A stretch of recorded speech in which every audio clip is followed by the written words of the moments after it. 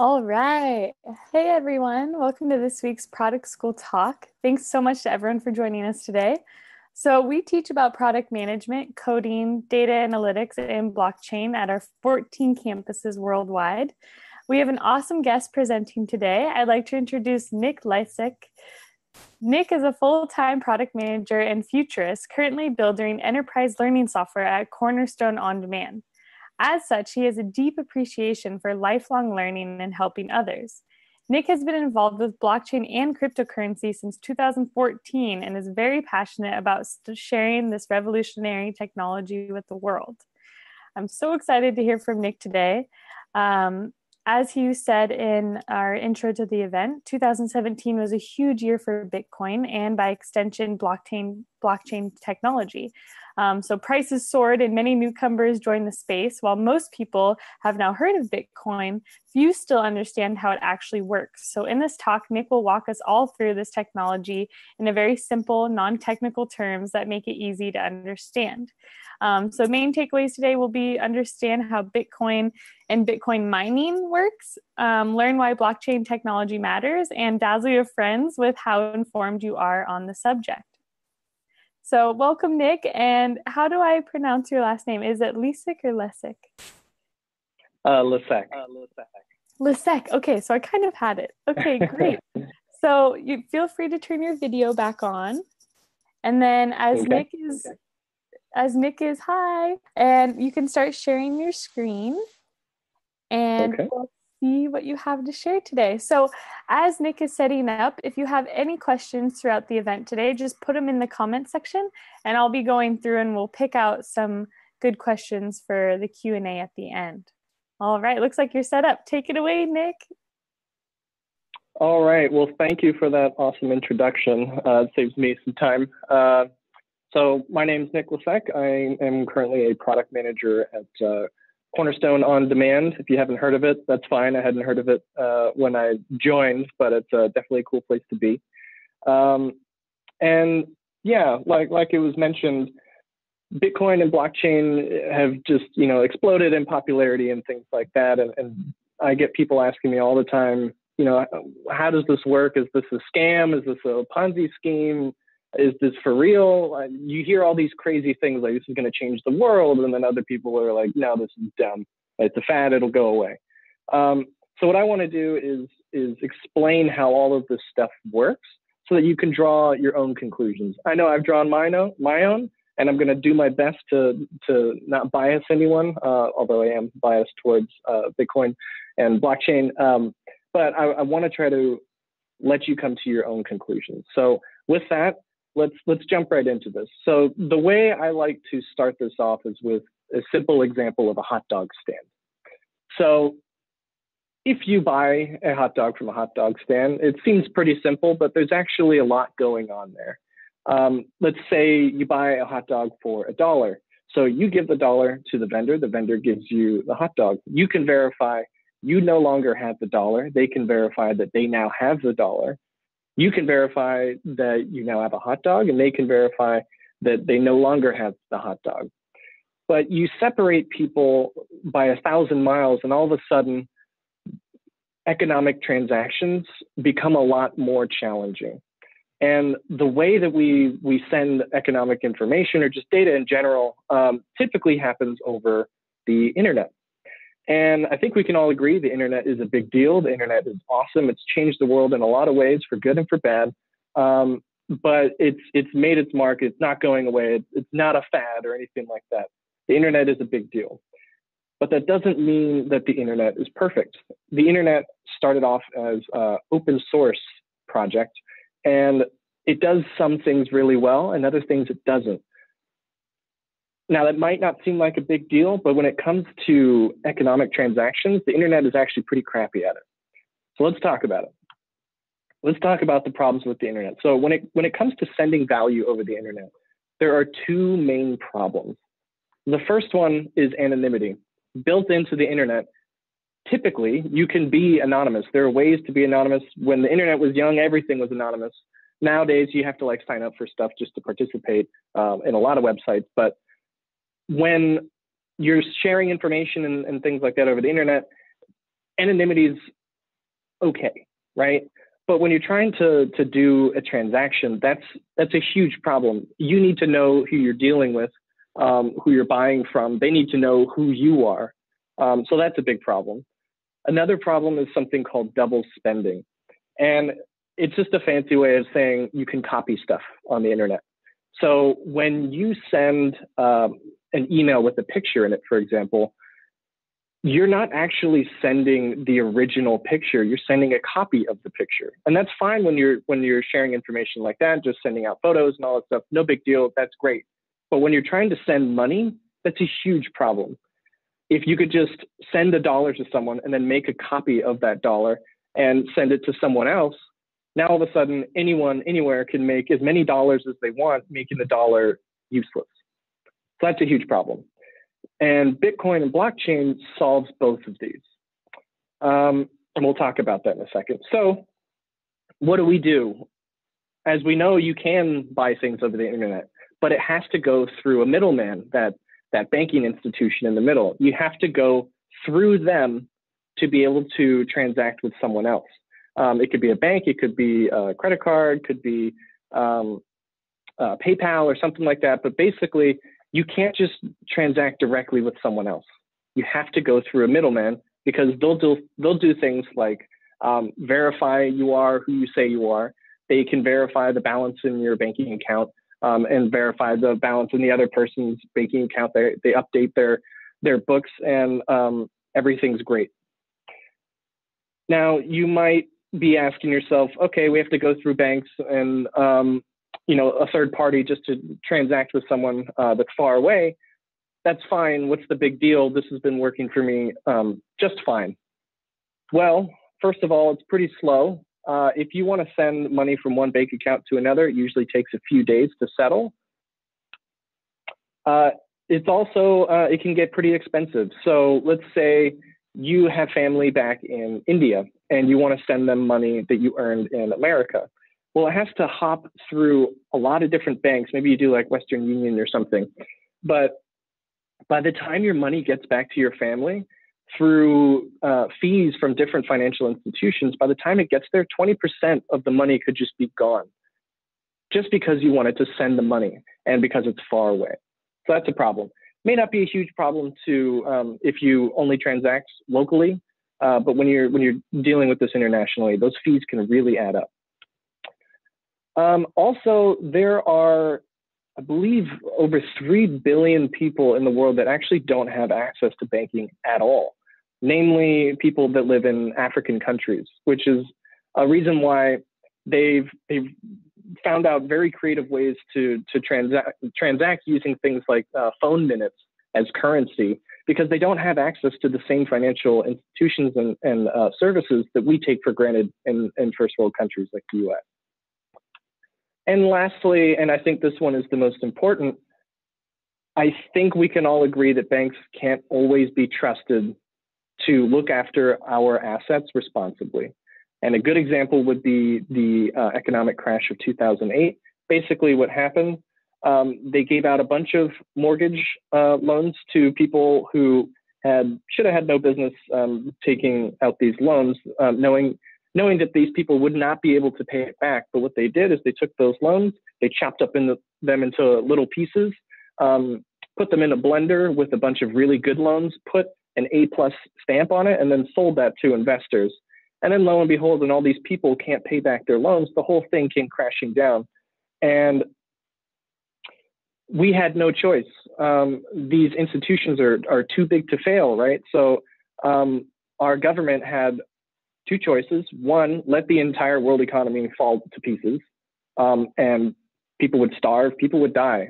Or use our taxpayer dollars to bail them out and print more dollars to pay for the damage. So this did a couple things. So basically, we ended up paying for their mistakes. And at best, it was sheer negligence on the bank's part. And at worst, it was blatant corruption. But I think we can all agree that banks can't always be trusted to do the right thing with our financial assets. Okay, So they're there, but what Bitcoin and blockchain does is allow us to transact directly with each other without any of these middlemen anywhere in the world, which is pretty cool. Okay, so with that, let's just jump right in. How does this work? So let's start with that first problem, the anonymity problem. How does Bitcoin and blockchain solve that problem? And it does this through something called public-private key cryptography. It sounds complicated, but trust me, you'll get this by the end. So let's just take an example. This is Alice, and on a table in front of her, there are two keys. And these keys, I like to say, are magical because they don't behave like normal keys. They're magical because anything locked by one key can only be unlocked by the other key. So that doesn't behave like a normal key, right? Usually when you lock a door with a key, use that same key to open that lock again, right? This is different. If you lock something with one key, the only way to unlock it is with its brother key. That's really important. Okay, so what we're going to do is we're going to take one of those keys off the table, and Alice is going to put that in her pocket. And she's just going to call that her private key. That belongs to her and her only. She's the only one in the world that has access to that key. And the other key she's going to leave on the table there for anyone to use. And that's called the public key.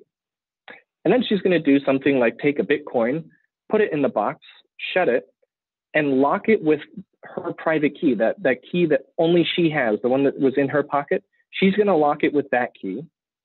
And now, if someone else, let's say this is Bob comes along, he can pick up the key that's on the table, that public key, unlock it, and grab the Bitcoin out. That's great because Bob knows for a fact that that Bitcoin came from Alice, right? Because the only way to unlock that box is with a key that corresponds to Alice's key. So you know it came from Alice because the box was originally locked by her private key. And the only way to unlock it, if you have that public key, you know it came from her. But this still presents a problem, right? As I mentioned, it's a public key, the one that was on the table. Anyone can come along and open that box and take the Bitcoin. So while they know it came from Alice, Alice doesn't know who it's going to. She can't guarantee that it's going to someone in particular. So let's reset a little bit here. And let's do the same thing with Bob. He has his own private key and a public key that he puts on the table for anyone to use. And this is where it gets really interesting. So let's try this again. And we're going to have a new box, but instead of one lock on it, we're going to have two locks on this box. And let's see how this plays out.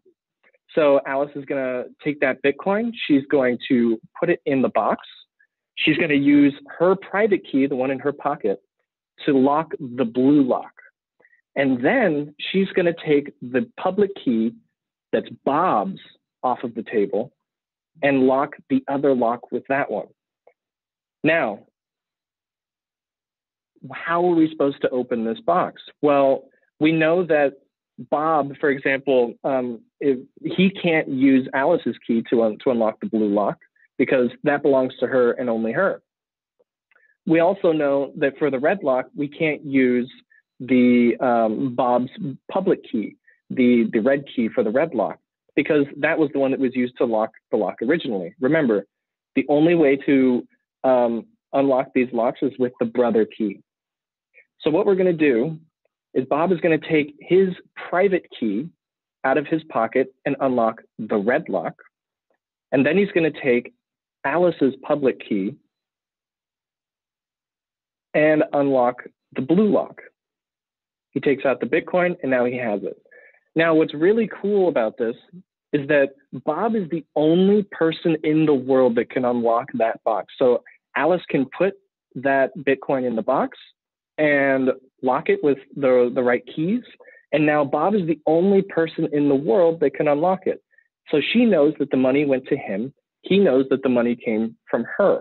If someone else came along and tried to unlock it, they wouldn't have the right keys, because Bob's the only one in the world with the private key to open that red lock. And that's how public private key cryptography works. This actually is not new at all. This has been around for a long time. And I mean, this is how spies send messages to each other over the internet. It basically creates this encrypted portal between two parties that no one else can look into, which is great when you're doing an economic transaction. You want that information to go between only the right parties. So that's public-private key cryptography and how it solves that anonymity problem. You know it went to the right person, and that person know it came from you. And again, that's nothing new. That technology has been around for a long time. But where Bitcoin and blockchain is really innovative is how it solves the second problem, the double spending problem.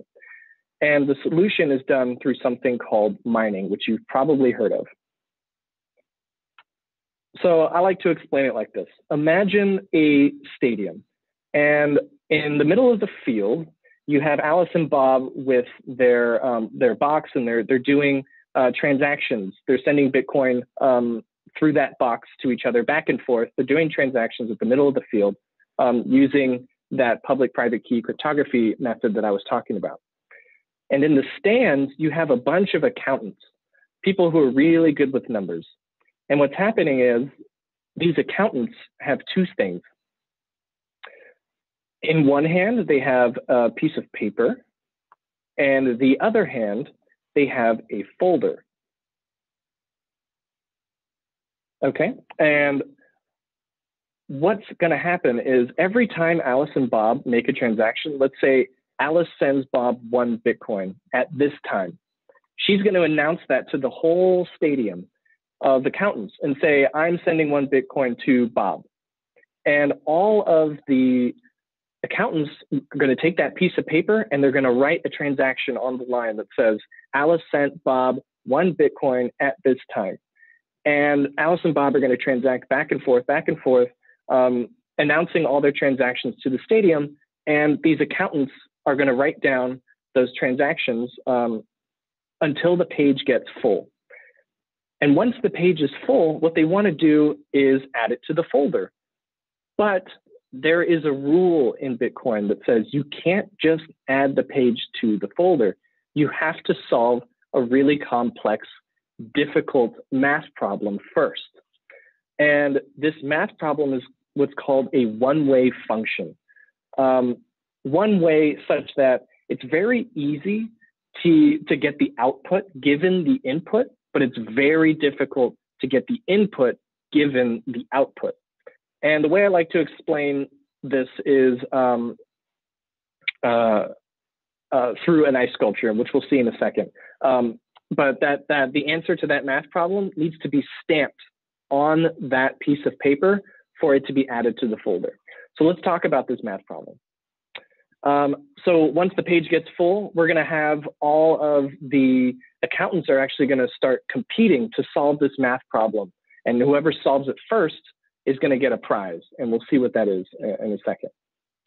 Okay, so all the accountants are trying to solve this math problem, and the math problem works like this. I like to think of it like an ice sculpture. So let's say you have an ice sculpture of a pair of swans here, and every time the ice sculpture melts, it makes a puddle that looks like this. So anytime you wanted to get that puddle, if you had that input, the swans, all you got to do is melt it, boom, you get that puddle. Same puddle every time. But let's reverse this. Let's say you're given a different puddle and you don't know what the input is. And someone says, given this puddle, what was the ice sculpture? And the answer is, I don't know. And the only way to get it is to guess. All you have to do, you would have to try, you would make different ice sculptures and melt them. Okay, let's make a lion. Let's make a bird. And every time you melt them, you compare that puddle to the one that was given to you. And did it match? No. Did it match? Yes. Great. And whoever gets it first gets a prize. So that's what I mean when I say one-way function. It's very easy to get the output given the input, but it's very difficult to get the input if you're given the output. In this case, the output is the puddle. Okay, so with this math problem, the problem that we're trying to solve, this function, instead of a puddle and ice sculpture, the input and output they're different, obviously. We're not actually using sculptures here. But in the Bitcoin protocol, which is just a fancy way of saying the rules of Bitcoin, the input consists of a few things. One is a timestamp, that's what this little clock is, a timestamp of when the transaction, or when the block was full, or when that page filled up, just a timestamp. Another is all of the data, all of those transactions that make up that page of transactions is another input. Another input is actually the answer to the previous math problem for the previous page of transactions. And this is important, and we'll talk about that in a second. And then the last input, remember, the only way to get that output or to get this right is to guess. And we just have a question mark there. It's called a nonce. And basically, it's just a random number, a random guess. So that's the inputs. And what's going to happen is the output, we're going to scramble all of those inputs, and it's going to spit something out on the output side on the right. And the rules say something like, whatever the output is, it has to start with 3 zeros, for example. So what they're going to do is take that question mark, that nonce, and start plugging in random numbers. Okay, 52. We take all that input, we scramble it, and we get an output that starts with 217. Well, that doesn't start with 3 zeros, so that's not right. Let's try a huge number. I'm not going to even read that number. We're going to scramble that, and then it spits out something that says 3R0. Well, we got 1 0, but it's not good enough. So that doesn't work. And then we plug in the number 3. And now we see on the right there are 3 zeros. So great, that works. That's the answer to this problem, is 3. So what we're going to do, whoever got that first, let's say it's this guy, he got the answer. He goes, hey, everyone, the answer is 3. I plugged it in to the math problem, and it worked. It gave me the right output. You guys should all try it as well. So they all try, and they put in 3, and lo and behold, that guy was right, and he got the right answer. And everyone can verify that that is the right answer. So what he does is he takes that page of transactions, he stamps a 3 on it, and now he can add it to the folder. And remember this guy, the guy who got the right answer? His reward, that prize I was talking about, is newly minted Bitcoin, which is really neat. Okay, so that was a lot of analogy. So let's talk about what's actually happening and talk about some terms you've probably heard thrown around in Bitcoin and blockchain. So what's really happening here? Those accountants are actually mining computers called miners. And they're built to do, to solve that math problem. And that math problem is called an SHA-256 hashing algorithm. And it's just computers that are plugging in random numbers, trying to get the right answer. And the odds of getting it are so low that it's going to take a while to get that answer. Even if you have a computer, trying millions of different nonces per second, it's still going to take a long, long time. Or it's going to take a certain amount of time to be able to get that answer right. So those accountants are mining computers. Next, that page of transactions is actually called a block. And a block is just a block of data up to 1 megabyte. That's it. And it holds those transactions that we were talking about. So the page is the block. And the folder is actually the blockchain. So why is it called a blockchain? Well, let's talk about it. So it's a blockchain because each one of the blocks is linked to each other. How so? Well, you remember that one of the inputs to get the math problem right is the answer to the previous page or the previous block. So if you changed something in the previous page, it's actually going to change the answer. You're going to have to redo the work. If you change anything in the previous block, you're going to have to redo the work to solve the math problem for that block. And when you do, you're actually going to get a different answer to that previous block, which is going to change the answer to this block. So now our current block, the one we're looking at right now, since it has different input on the left, it changed the output on the right. It starts with Q7R. That's not right. It needs to start with 3 zeros. So now we need to redo the work for this block as well. And it's going to have this chain reaction and go all the way down the line for the entire chain of blocks. That's why they're chained together, and that's why we call it blockchain. So like I said, since we changed the data on the left, that input, now we have to do the work to re-guess the nonce to get those 3 zeros on the right. So that's why it's called blockchain. And lastly, the stadium is not actually a stadium, it's a network that is connected over the internet. So a few more rules to the Bitcoin protocol. One is the time to verify these blocks. So what they're doing when they stamp that block with the right answer to that algorithm, what they're doing is verifying that, yes, I put in the work to be able to add this block to the blockchain. And it happens, one block gets added to the blockchain every 10 minutes. And it scales with something called mining difficulty. And basically what mining difficulty is it says the output that you have to get is going to get harder and harder to solve for as more and more miners join the network. So it scales. It's all proportional. Every 10 minutes, a block will be added to the blockchain.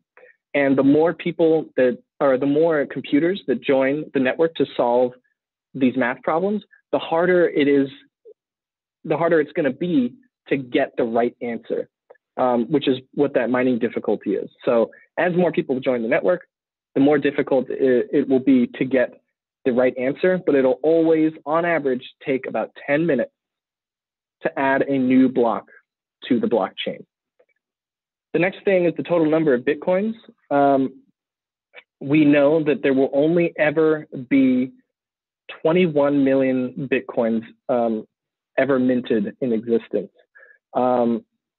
Right now, I think we're at like 17 or 18 million or something like that. Maybe I'm wrong, but we know that there will only ever be this many Bitcoin in the entire Bitcoin network.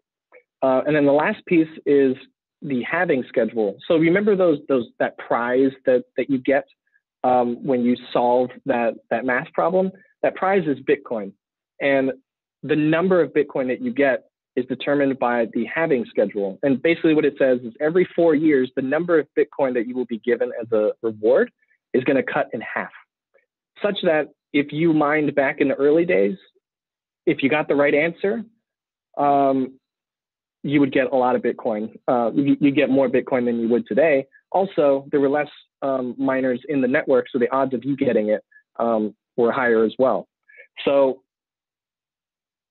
when it started, I believe, for the first 4 years, the mining reward was 50 Bitcoin. And then it went down to 25 Bitcoin. Now it's at, I believe, 12.5 Bitcoin. And soon, I think within the next few years, it'll go down again, cut in half.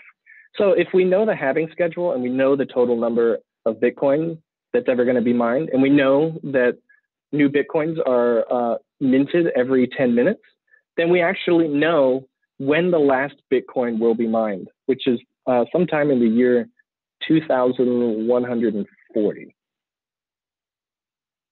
Okay, so let's try to break this system. To me, a lot of the value of Bitcoin and why people actually pay for this with dollars is that it's secure. So let's take the point of view of a miner who's going to try and defraud this system and break it. This is an evil guy. So if you tried to change something in the blockchain, let's say this one here towards the left of those chain of blocks, he is going to actually cause a fork in the blockchain, because if he tries to change something in the blockchain, it's going to cause that chain reaction I was talking about. It's going to cause a chain reaction where he's going to have to redo the work to solve all the blocks after that. And when he does that, it actually forks off. And because all the other miners in the network, they have their own copy of the blockchain, and they'll see that his is different than theirs. They'll be like, no. You changed something back here. It caused this whole chain reaction to change everything else in the blockchain that you have. That's different than the one that I have. So what he's actually doing is causing it to fork. And now he's redoing the work to get those answers to the math problems of all the blocks after that. And it actually causes a fork in the blockchain. Now, luckily, there is a rule in the Bitcoin network that says there is one true chain that is the true chain. And it says that the chain that is valid is the longest one. Whichever chain, you can fork this as many times as you want, but only the longest one is the source of truth. That's what the rules say. Okay, if that's the case, then you probably wouldn't want to solve something way back in the blockchain. You would try to solve something here. Now, the only way to do this is you would have to get the right answer more often than everyone else in the network. And the only way to do that is to have more than 50% of the total computing power in the entire network. And it would cost you about $1 billion to do that today, because there are so many computers in the network. There's so much processing power to try to bully and outmuscle the entire network. You would spend about $1 billion just buying all the computers you need. And it would cost you hundreds of thousands of dollars every single day just to power all those computers to outpace everyone else in the network. And so far, Bitcoin has been around for 9 years, almost 10, and no one has been able to do this. No one has been able to outmuscle the entire network. And as more people join the network, as Bitcoin gets more and more popular, as more miners join that network, this is only going to get harder and harder and harder. So it's actually one of those things where over time, this actually gets harder to hack.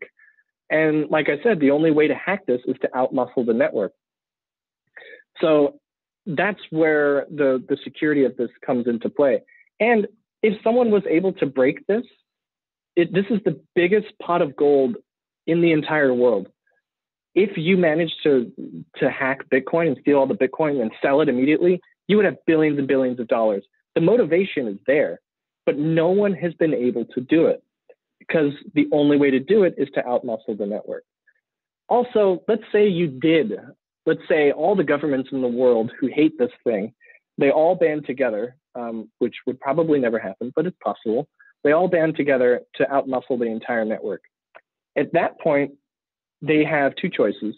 One, they just spent all this money to outmuscle the network, and they could defraud the network, and all the Bitcoin would lose value. It would become worthless because now it's being controlled by a single entity that has its own agenda. And they would lose all that money that they put into it. Or you could tax it. Just tax what's already there. Keep mining, and you would keep getting more and more Bitcoin that's worth real value. It has real value. So like, even if you had all the processing power to outmuscle the network, your incentive is either to lose everything you put in or just gain more by securing the network. So like I said, this has yet to be done, and it's only going to get more and more difficult. Even governments working together would have a very difficult time doing this. So what is the result here? So the result is, for the first time in history, we have a secure, distributed, and public ledger of transactions.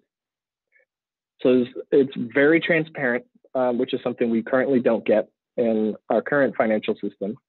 And it allows us to quickly and cheaply, so quickly in 10 minutes, and cheaply, there are fees associated with this, but they're cents on the dollar, very, very cheap compared to our alternatives. There are scaling issues, which we can talk about if we have time, that affect those fees, but it allows us to quickly and cheaply send value directly to each other without a third party anywhere in the world over the internet, which is something that has never happened before. And to me, why this is a really exciting technology and something we should all keep an eye on. So with that, thank you very much. That's my explanation of Bitcoin and blockchain and how it works. And with that, I will take questions. Great. Thank you so much, Nick. That was so informative. I feel like even just kind of being like a layman's person that's known a little bit about Bitcoin and cryptocurrencies, I feel like you really like put it into perspective for me. And I want to keep rewatching this video just to like keep understanding, because there's even moments that seemed very basic that you're explaining that I was like, wait, I need to listen to that like 3 more times, because it's still new, and I trust in the system, and I trust in how it flows and all the information around it, but it's still just such a concept to truly grasp, even though I've been hearing about Bitcoin for a few years. So anyways, there's 2 questions that I thought were relevant. One is by Jan Young, and she says, this is a great overview. Can you talk to proof of work versus proof of stake and scalability? Sure. So proof of work is that basically using computing power to solve that math problem. So that math problem, that whole process of solving that math problem is called proof of work. When you put your stamp with the answer on it, that's you saying to everyone else in the network, this is my proof that I put in the work to solve this math problem. That's why it's called proof of work. Proof of stake, I'm not as familiar with, but my understanding is that instead of dedicating computing power to say like this is the right answer, you stake some of the Bitcoin that you already have, or some of the cryptocurrency that you already have, and you say, I'm going to put in this amount, and I'm going to solve this math problem, and you can trust me because I have my own money on the line. When it comes to which is better, that still has yet to be figured out. I personally believe in proof of work, because it makes it so that you have to dedicate real resources, which to me comes in the form of the power to power your computer, which costs real money, or it costs real resources to generate that power. It could be from fossil fuels, which is another argument against Bitcoin, which we can talk about if we have time. But it costs real resources to secure the Bitcoin network through proof of work, whereas proof of stake, you're betting with a cryptocurrency, which, when you think about like the broader like understanding of money is, and this is a weird concept, but money is just a shared belief between a large group of people that we all believe has value. And staking that as opposed to something like power, I think is more susceptible to things like corruption. Totally. I agree. We also have people, Swati Argawal says, thank you. The visual examples were great and very simple to understand. Nathan Nanaquadade says that Nick is a very lucid teacher, which I thought was cool. And another question we have by Jan Young, same one. I love her questions. It says, if miners are less likely over time to solve the problem and the reward is smaller, aren't they disincentivized to participate? that would be true if the value of Bitcoin never went up, but it does. So it's this balance, right? Of yes, the reward you're going to get is less in terms of the actual number of Bitcoin, but the value of each one is going up. So they're always like outpacing each other. And sometimes it's profitable to mine Bitcoin. Other times it's not. But that incentive will always be there because as more people join the network and as more people believe in this, the value goes up. And as more people join the network and more miners join the network, the more secure it gets, which to me makes it more valuable. And it's this positive feedback loop where the value of it goes up and up and up over time, which we've seen. I mean, it goes crazy, right? But it used to start at cents, and then it was worth $1, then it was worth $10, then $100, $1,000. It went all the way up to, I think, like $19,000. And it's since crashed because there's also, market forces at play and people getting really excited about this stuff before it's had time to mature. But yeah, it's this positive feedback loop that keeps the miners incentivized to keep mining. Awesome. Okay, so we have 4 more minutes and I still have to do my outro spiel, but I thought this last question was super relevant and it kind of resonates where I think a lot of our viewers may be at. Swati Argowal says, as I understand from the session, the 2 ways to procure Bitcoin are A, purchase from an existing Bitcoin holder, and B, mining. So, however, since mining is so difficult to solve, what is the best way to get started in Bitcoins? And then I think we'll end on that question. So what is the best way? It's all a matter of preference, but I'll tell you the easiest way is just to go. There's an app from an American company called Coinbase.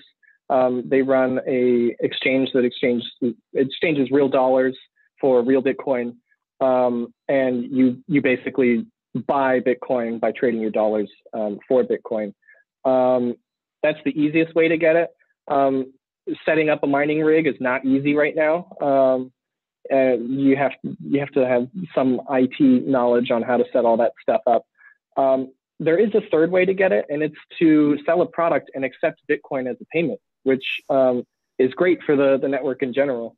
That's actually something that I want to be working on is to try to sell something that and then accept Bitcoin at like a 20% off if you pay in Bitcoin or something. So that's another way that you can get it. But the easiest way to get involved into the space is just go on a Bitcoin exchange that's trusted. Coinbase is one of the best right now. There's another American one called Gemini. They're all pretty secure. Something to keep in mind when you buy on an exchange, if you buy Bitcoin on an exchange, remember those private and public keys we were talking about? If you have your private key, that means it's yours. That Bitcoin is yours. But if you buy on an exchange, they hold the key for you. So you don't actually own it. You own a promise that they'll give it to you if you ask for it. So if the exchange gets hacked, because it's a centralized entity that makes it a huge target, if it gets hacked or the company goes under, you could be screwed. So look into something called a hardware wallet that allows you to own your own private key. A hardware wallet.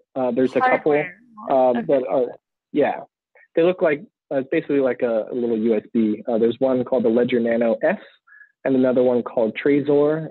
Those are the biggest ones right now. But it's the most secure way to store or to own your own cryptocurrency as long as you don't let anyone steal it. So when people say in Bitcoin, you have to be your own bank, you literally have to be your own bank and keep your own money safe. It's almost like mattress money, but you gotta figure out a way to keep it safe. That's great. Oh, well, Nick, I wish we had more time with you today. I would love to have you back on our channel to just continue the conversation and kind of pick up where we've left off. Just to let you know, all the comments go along the lines of excellent presentation. Thanks for sharing your knowledge. This is amazing. Great overview. I'm loving these graphics, all the things. So I just wanted to acknowledge you and send our appreciation to you. And I would really love to have you back on the channel. You really make it easy to understand. So yes, Cool. thank you. And then, yeah, thanks everyone for joining us. And thank you again, Nick, for presenting. Just to get more information on our courses and upcoming events, just go to productschool.com. We have 14 locations around the US, Canada, and London. And so if you're located near one of our campuses, just make sure you stop by for one of our weekly events. We do 1 to 2 events per week per location. We're also on Twitter, Facebook, and Slack. So just look up Product School and you'll find us there. So I hope you enjoy the rest of your day. And thank you again, Nick, so much. And we'll be in touch. All right. Thanks, everyone. Bye.